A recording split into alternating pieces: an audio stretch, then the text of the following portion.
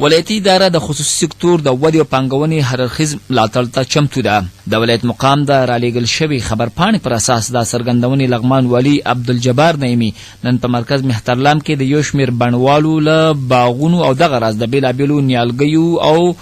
سبزیو له روزنیزو او تولیدي قوریو او شنو خونو څخه د لیدنې پر مهال په داسې حال کې وکړي چې د لغمان د کرنې اوبو لګولو مالداري رئیس محمد جمیل خوشحال د ولایتي ادارې یو شمېر رئیسانو او د کرنې اوبو لګولو مالداري ریاست سره د ځینو همکارو مؤسسو استازو هم ورسره په دغه لیدنه کې ګډون درلود چې د ښاغلي خوشحال بڼوالو او د همکارو مؤسسو د نمایندګانو لوري ورته په مختلفو برخو کې معلومات وړاندې کېدل. د لغمان د کرنې اوبو لګولو مالداري د رئیس او د همکارو مؤسسو د استازو په وینا دا مهال په ټول لغمان کې د نیالګیو د تولید اتحادیه په کال کې 15 میلیونه میوه لرونکي او بې میوې نیالګي تولیدوي چې په لغمان سربیره د هېواد بېلابېلو ولایتونو ته استول کېږي. سربیره په دې د نوموړو په وینا چې دا مهال د لغمان ولایت په مرکز او قوریو ولسوالۍ کې 48 شنې خونې شتون لري چې د کرنې اوبو لګولو مالدارۍ وزارت د کارډف د پروژې په 80% تخفیف او د کروندګرو په 10% ونډې اخیستنې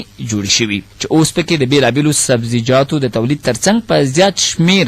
میوه لرونکي او بې میوې بوټي هم روزل کېږي او ګڼ شمېر خلکو ته پکې د کار زمینه برابره شوې ده.